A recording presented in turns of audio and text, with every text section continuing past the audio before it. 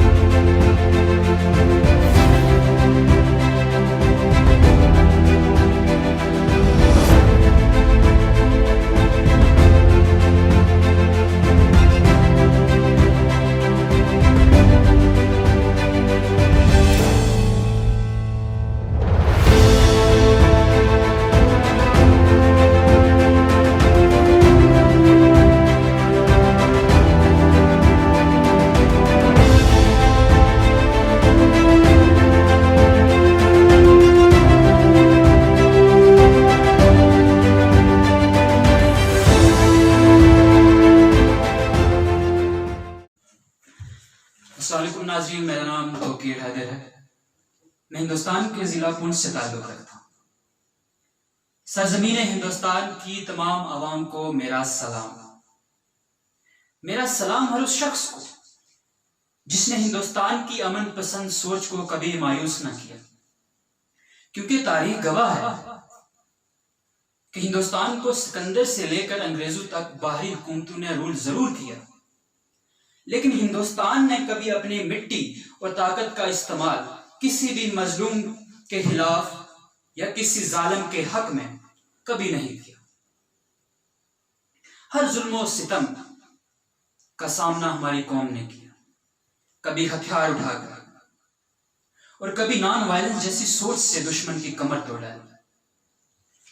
जब जहां जैसी शुजाअत की जरूरत थी तब हमने स्ट्रगल किया और अपनी जो उम्मीदें थी उनको अचीव किया। और तकरीबन सदियों की मेहनत के बाद बिलाखिर 1947 को हिंदुस्तान एक आजाद मुल्क का वजूद अख्तियार कर चुका। लेकिन आजादी के इस 72-73 साल बाद तो आज 2020 में हम सिविल सोसाइटी, हम नौजवान, हम यूथ खुद से सवाल करते हैं कि हम हिंदुस्तान का मुस्तकबिल कैसा देखना चाहते हैं। हम अपनी जनरेशन, जो हमारे फ्यूचर जनरेशन हैं, उनको कैसा देखना चाहते हैं। क्या हम हिंदुस्तान को एक वर्ल्ड लीडर की तरह देख सकते हैं। इसी विजन में मैंने 5 पॉइंट एजेंडा प्रिपेयर किया, जिसको मैं पंचशील कहता हूं। और उस पंचशील का जो फर्स्ट इंपॉर्टेंट पॉइंट है वो खुद आजादी का बरकरार रहना है। अगर हमने अपनी सोचों को परवान चढ़ाना है तो हमारे लिए आजादी एक बहुत ही इंपॉर्टेंट सतून है। लेकिन सिर्फ पॉलिटिकल फ्रीडम और पॉलिटिकल इक्वालिटी ही अचीव करना काफी नहीं है। हमें सोशल इक्वालिटी और पॉलिटिकल फ्रीडम के साथ साथ इकोनॉमिक फ्रीडम और इक्वालिटी भी अचीव करना होगा, जैसे अम्बेडकर जी ने कहा था। इस पंचशील का जो दूसरा इंपॉर्टेंट पॉइंट है वो है बेसिक कम्युनिटीज। देखिए, आज हम स्मार्ट सिटीज या दीगर स्लोगन्स की बात करते हैं जो एक दिखाता है कि हम हिंदुस्तान एक डेवलप्ड वर्ल्ड की तरफ जा रहा है। लेकिन अगर हम बेसिक कम्युनिटीज जैसा कि रोटी, मकान, कपड़ा, अगर ये ही अपनी आवाम को मुहैया ना करवा पाए तो वर्ल्ड लीडर या डेवलप्ड नेशन बनना बहुत ही मुश्किल है।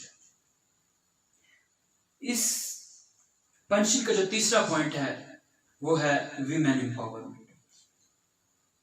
देखिए, आज हम जानते हैं कि हिंदुस्तान में दुनिया की 17.7% पॉपुलेशन रिजाइड करती है। उससे भी इंपॉर्टेंट हमारे पास आज डेमोग्राफिक डिविडेंड है जो दुनिया में कहीं नहीं है, किसी मुल्क के पास नहीं है। लेकिन इस डेमोग्राफिक डिविडेंड को हार्नेस करने के लिए वुमेन पार्टिसिपेशन का बहुत ही ज्यादा जरूरी है। देखिए, वुमेन जो है वो समाज का 50% कैलकुलेट करती है और 50% को नेग्लेक्ट करके छोड़ के रेस्ट 50% कोई भी बिग अचीवमेंट हासिल नहीं कर पाएगी अगर हमने समाज का एक आधा हिस्सा छोड़ दिया। इस पंचशील का जो फोर्थ इंपॉर्टेंट पॉइंट है वो है ह्यूमन डेवलपमेंट। देखिए, आज हिंदुस्तान ह्यूमन डेवलपमेंट में दीगर अफ्रीकन नेशंस के साथ जुड़ता है। पाकिस्तान, श्रीलंका, दीगर ममालिक से भी पीछे। इंडेक्सेस जैसे जो वर्ल्ड के इंडेक्सेस हैं, जैसे पॉवर्टी इंडेक्स हुआ, हंगर इंडेक्स हुआ, हैप्पीनेस इंडेक्स हुआ, उसमें हिंदुस्तान की हालत भी काफी अच्छी नहीं है।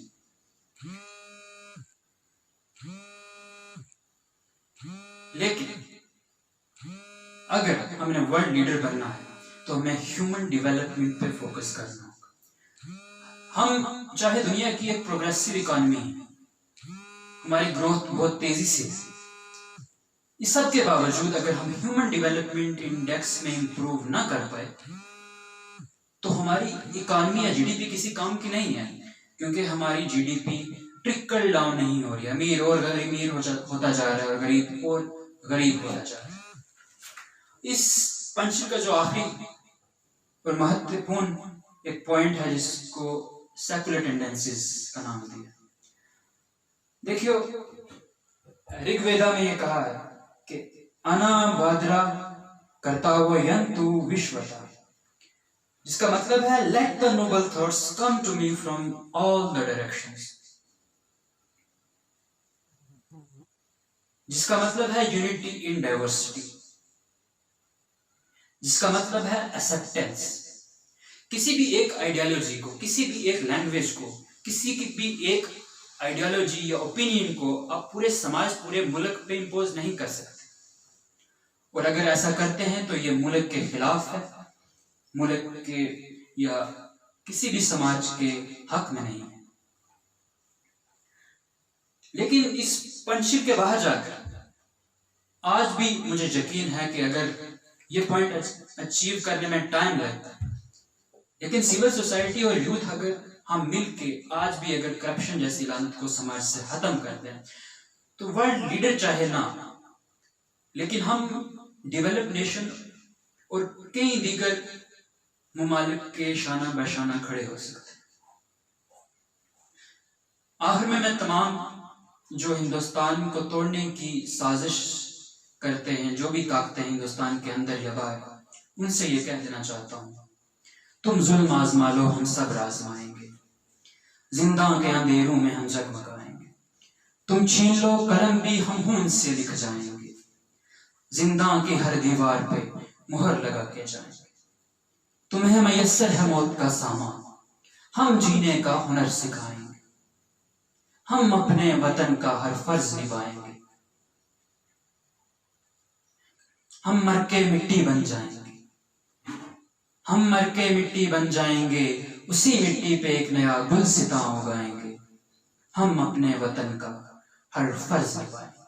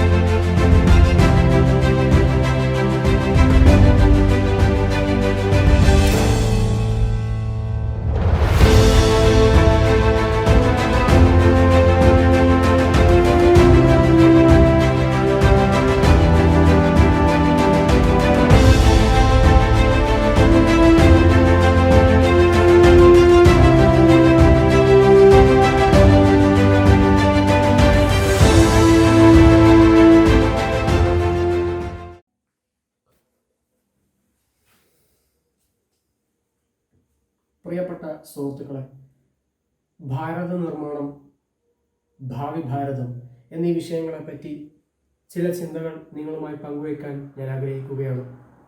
ഭാരത നിർമ്മാണം എന്നത് നമ്മുടെ സ്വാതന്ത്ര്യ സമര സേനാനികൾ തുടങ്ങിവെച്ച മഹത്തായ ഒരു പ്രവൃത്തിയാണ്. അത് നാം ഇന്നും തുടർന്നുകൊണ്ടിരിക്കുന്നു. അത് നിലക്കാത്തൊരു പ്രക്രിയയാണ്. എങ്ങനെയായിരിക്കണം ഭാരതം എന്നതിനെക്കുറിച്ച് നമ്മുടെ സ്വാതന്ത്ര്യത്തിനായി പോരാടിയ നമ്മുടെ സ്വാതന്ത്ര്യ സമര സേനാനികൾക്കും മഹാന്മാരായ നേതാക്കൾക്കും ചില ദർശനങ്ങളുണ്ടായിരുന്നു. ഏവരെയും സ്വാഗതം ചെയ്യുന്ന, ഏവരെയും സഹിഷ്ണുതയോടെ നോക്കിക്കാണുന്ന ഒരു ഭാരതം, അന്തസ്സോടെ മാന്യമായ തൊഴിൽ ചെയ്ത് ജീവിക്കാൻ കഴിയുന്ന ഒരു ഭാരതം, പട്ടിണിയില്ലാത്ത ഭാരതം, ലോകത്തിന് മാതൃകയാക്കാവുന്ന സംസ്കാരങ്ങൾ പുലരുന്ന ഒരു ഭാരതം. ഇത്തരം ലക്ഷ്യങ്ങൾ നമ്മുടെ രാഷ്ട്രത്തെ കൂടുതൽ ഉയർച്ചയിലേക്ക് നയിക്കുവാൻ സഹായിക്കും. ഇത്തരം മഹത്തായ ലക്ഷ്യങ്ങളിലേക്ക് കഴിഞ്ഞ 70 വർഷത്തിലധികമായുള്ള നമ്മുടെ യാത്രയിൽ നാം അടുത്തുകൊണ്ടിരിക്കുകയാണ്. കഴിഞ്ഞ 7 ദശാബ്ദങ്ങൾക്കിടയിൽ നാം പലതും നേടി. എന്നാൽ നാം ഇന്നും നേരിടുന്ന ചില പ്രതിസന്ധികളുണ്ട്. രാജ്യത്തെ അസമത്വം തന്നെ അതിലേറ്റവും വലുത്. ഒരു ഭാഗത്ത് സമ്പന്നർ സമ്പത്ത് കുന്നുകൂട്ടുമ്പോൾ മറുവശത്ത് കോടിക്കണക്കിന് ജനങ്ങൾ കൊടിയ ദാരിദ്ര്യത്തിലാണ് കഴിയുന്നത്. ലോക്ക്ഡൗൺ കാലത്തെ കുടിയേറ്റ തൊഴിലാളികളുടെ പലായനവും അവയിൽ ചിലർക്കുണ്ടായ ദാരുണമായ മരണവും നമ്മെ വളരെയധികം വേദനിപ്പിച്ച സംഭവങ്ങളാണ്. അത് നമ്മുടെ രാജ്യത്തെ അസമത്വത്തെയും വികസനത്തിലെ പ്രശ്നങ്ങളെയുമാണ് ചൂണ്ടിക്കാണിക്കുന്നത്. ഏവരെയും ഉൾക്കൊള്ളുന്ന വികസനമാണ് നമ്മുടെ രാജ്യത്തിന് ആവശ്യം. വികസനം എന്നത് കേവലം സമ്പന്നർക്കോ ചില കോർപ്പറേറ്റ് കമ്പനികൾക്കോ മാത്രം ഗുണം ചെയ്യുന്ന ഒരു പ്രക്രിയ ആകരുത്. അതിൽ നമ്മുടെ രാജ്യത്തെ സാധാരണക്കാർക്കും ഒരു പങ്കുണ്ടാവണം. അതിൻ്റെ മെച്ചം സാധാരണക്കാർക്കും ലഭിക്കണം. നമ്മുടെ രാജ്യം വൈവിധ്യങ്ങളുടെ ഒരു കലവറയാണ്. വൈവിധ്യമാർന്ന ഭാഷകൾ, സംസ്കാരങ്ങൾ, മറ്റനവധി കാര്യങ്ങൾ നമ്മുടെ രാജ്യത്തുണ്ട്. നമ്മുടെ വൈവിധ്യങ്ങളാണ് നമ്മുടെ ശക്തി. അവയെ നാം ആഘോഷിക്കുക തന്നെ വേണം. പണ്ഡിറ്റ് ജവഹർലാൽ നെഹ്റു പറഞ്ഞതുപോലെ നാനാത്വത്തിലെ ഏകത്വം എന്ന തത്വമാണ് നമ്മുടെ രാജ്യത്തെ മുന്നോട്ട് നയിക്കുന്നത്. നമ്മുടെ രാജ്യത്തിൻ്റെ ശക്തി നമ്മുടെ വൈവിധ്യങ്ങൾ തന്നെയാണ്. അവ ആഘോഷിക്കുക തന്നെ വേണം. അല്ലാതെ അവയ്ക്ക് നേരെ അസഹിഷ്ണുത കാണിക്കുന്നത് ശരിയല്ല. എല്ലാ സംസ്കാരങ്ങളും മാനിക്കപ്പെടണം. എല്ലാ വ്യക്തികളും ബഹുമാനിക്കപ്പെടണം. അതാണ് യഥാർത്ഥ ഭാരത സംസ്കാരം. അതാണ് ഭാരതത്തിൻ്റെ രീതി. ഇത്തരം പ്രശ്നങ്ങളെ ഭാരതം എന്നും നേരിട്ടിട്ടുണ്ട്. അതിൽ പലതിനെയും നമ്മുടെ ഇച്ഛാശക്തി കൊണ്ട് നമുക്ക് മറികടക്കാൻ സാധിച്ചിട്ടുമുണ്ട്. പട്ടിണിയെ ഒരു പരിധിവരെ നിർമ്മാർജ്ജനം ചെയ്യാൻ 70കളിലെ ഹരിത വിപ്ലവം കൊണ്ട് നമുക്ക് സാധിച്ചു. എന്നാൽ ഭാവിയിൽ നാം നേരിടാൻ പോകുന്ന ചില പ്രതിസന്ധികൾ, നിലവിൽ നാം നേരിട്ടുകൊണ്ടിരിക്കുന്ന ചില പ്രതിസന്ധികൾ, അവയെ നേരിടാൻ സ്വാതന്ത്ര്യ സമരത്തിലും പട്ടിണിയുടെ നാളുകളിലും നാം കണ്ടെത്തിയ അതേ ഇച്ഛാശക്തിയും ഐക്യവും നാം കണ്ടെത്തേണ്ടിയിരിക്കുന്നു. എല്ലാറ്റിനുമുപരി നമ്മുടെ രാജ്യത്ത് ശക്തമായ ജനാധിപത്യ മൂല്യങ്ങളും ഉണ്ടായിരിക്കേണ്ടതാണ്. ജനാധിപത്യത്തിന് വെല്ലുവിളികൾ നേരിട്ട വേളകളിൽ ജനാധിപത്യത്തെ ഉയർത്തിപ്പിടിക്കാനും സംരക്ഷിക്കാനും നാം പല പോരാട്ടങ്ങളും നടത്തിയിട്ടുണ്ട്. ആ പോരാട്ട വീര്യം, ആ ജാഗ്രത നാം എന്നും കാത്തു സൂക്ഷിക്കണം. എങ്കിൽ മാത്രമേ ലോകത്തെ ഏറ്റവും വലിയ ജനാധിപത്യം എന്ന ഇന്ത്യയുടെ പെരുമ, ആ ജനാധിപത്യം കൊണ്ടുണ്ടാകുന്ന മെച്ചങ്ങൾ നമ്മുടെ ജനങ്ങൾക്ക് ലഭിക്കുകയുള്ളൂ. നമ്മുടെ സാമ്പത്തിക രംഗം വലിയ മാറ്റങ്ങൾ ആവശ്യപ്പെടുന്നു. ഇന്ത്യയിലെ ഏറ്റവും സാധാരണക്കാരന് പോലും രാഷ്ട്ര നിർമ്മിതിയിൽ ഒരു പങ്കുണ്ട് എന്ന ബോധ്യം ലഭിക്കുമാറ് നമ്മുടെ സാമ്പത്തിക രംഗം പുനഃക്രമീകരിക്കണം. ഏവർക്കും അവസര സമത്വം ഉറപ്പാക്കുന്ന പുതിയ കാലത്തിന് അനുസൃതമായ ഒരു സോഷ്യലിസം ഇന്ത്യക്ക് ആവശ്യമാണ്. ലാഭമല്ല, ജനക്ഷേമമായിരിക്കണം രാഷ്ട്രത്തിൻ്റെ പ്രഥമ പരിഗണന. ഭാവിയിലെ വെല്ലുവിളികൾ, പ്രത്യേകിച്ചും ആഗോളതാപനം, കാലാവസ്ഥാ വ്യതിയാനം, തൊഴിലില്ലായ്മ തുടങ്ങിയ കാര്യങ്ങളെ നേരിടാൻ നാം വളരെയധികം പരിശ്രമിക്കണം. 70കളിലെ ഹരിത വിപ്ലവം പോലെ ഒരു പുതിയ ഹരിത വിപ്ലവം, ഭാവിയിലേക്ക് ഇന്ത്യ ഒരുക്കാനുള്ള ഒരു വിപ്ലവം നമുക്ക് ആവശ്യമാണ്. പുതിയ ഗ്രീൻ ടെക്നോളജികൾ, സാങ്കേതിക വിദ്യകൾ വികസിപ്പിക്കുവാനും അതുവഴി ഭാരതത്തെ മലിനീകരണത്തിൽ നിന്ന് മുക്തമാക്കി ലോകത്തിന് മാതൃകയാം വിധം ഒരു വൃത്തിയുള്ള, പരിസ്ഥിതിക്ക് ഇണങ്ങുന്ന ജീവിതശൈലി നയിക്കുന്ന ഒരു രാജ്യമാക്കി മാറ്റാൻ നമുക്ക് പരിശ്രമിക്കാം. ഭാരതത്തിൻ്റെ ഉന്നമനത്തിനായി, അതിലൂടെ നമ്മുടെ ഉന്നമനത്തിനായി നമുക്ക് പരിശ്രമിക്കാം.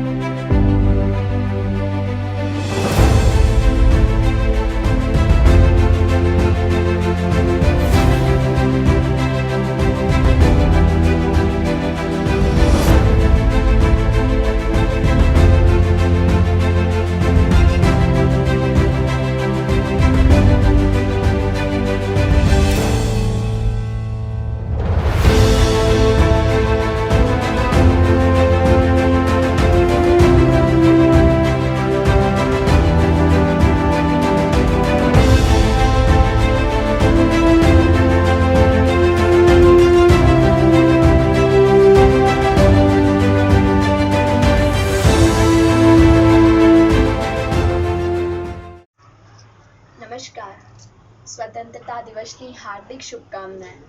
આપણને ખબર છે કે કેવી રીતે કોરોનાના આ સમયમાં આખો દેશ આજે શારીરિક દૂરી સાથે સ્વતંત્ર દિવસની ઉજવણી કરી રહ્યો છે. બધાનો એક સાથે આટલા અનુશાસનથી બધા જ તહેવારની ઉજવણી કરવું એક અપ્રતિમ ઘટના છે. એવી જ રીતે આપણે દેશને હજી ઘણા કીર્તિના શિખર પર સ્થાપિત કરવાનો છે, જેથી ભારત ફરીથી વિશ્વગુરુના સ્થાન પર વિરાજમાન થાય. આ ભગીરથ કરવા માટે આપણે એક શક્તિની આવશ્યકતા છે, જે શક્તિ આપણે સંગઠન દ્વારા પ્રાપ્ત કરી શકીએ છીએ. સંગઠન એ રાષ્ટ્રની પ્રમુખ શક્તિ છે. જગતની કોઈ પણ સમસ્યા એ શક્તિના આધારે હલ થઈ શકે છે. શક્તિ રાષ્ટ્ર કોઈ પણ કાર્ય જ્યારે ઈચ્છે છે ને ત્યારે પોતાની ઈચ્છા અનુસાર કરી શકે છે. આપણે છેલ્લા અમુક વર્ષથી દેશને ઢાંચાગત રીતે સંગઠિત કર્યો છે. આખા દેશમાં વન નેશન વન ગ્રીડના પ્રોજેક્ટે દેશમાં ઇલેક્ટ્રિક પાવરને સંગઠિત કર્યો. તો જીએસટી જેવા નિર્ણયને લીધે દેશની ટેક્સ સિસ્ટમ સમાન થાય. ડિજિટલ ઇન્ડિયા જેવી યોજનાઓથી આપણે વચ્ચે કમ્યુનિકેશન કેવી રીતે સરળ બન્યું છે. તો ન્યૂ એજ્યુકેશન પોલિસીથી આખા દેશમાં સમાન શિક્ષા પ્રસ્થાપિત થાય છે. આવા અનેક માળખાગત સુધારના પગલે દેશમાં સમાનતાનું સંગઠન અને સુરક્ષા ઘણી વધી છે. આપણે આને હજી આગળ વધારવાની છે. વન નેશન વન ઇલેક્શન અને વન નેશન વન લો જેવા વિકાસના નિર્ણય આપણી સામે આજે પણ ઊભા છે, જેના દ્વારા આપણી સમાનતામાં એક નવી ઉર્જા આવશે.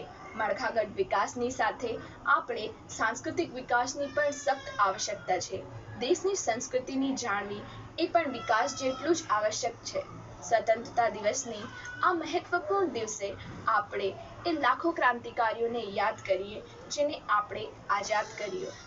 આવો આપણે સાથે મળીને ક્રાંતિકારીઓના સપનાને સાકાર કરી રાષ્ટ્ર પૂર્ણ નિર્માણમાં ભગીરથ કરવાની ગતિમાં વધારો કરીએ. જય હિન્દ, જય ભારત.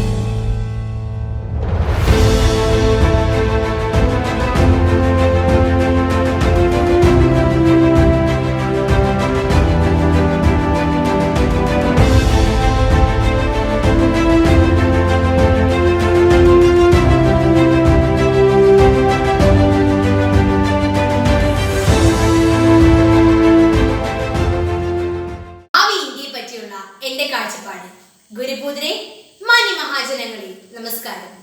ഭാരതമെന്നാൽ പാരിന്നടുവിൽ കേവലമൊരു പിടി മണ്ണല്ല, ജനകോടികൾ നമ്മെ നാമായി മാറ്റിയ ജന്മഗൃഹമല്ലോ.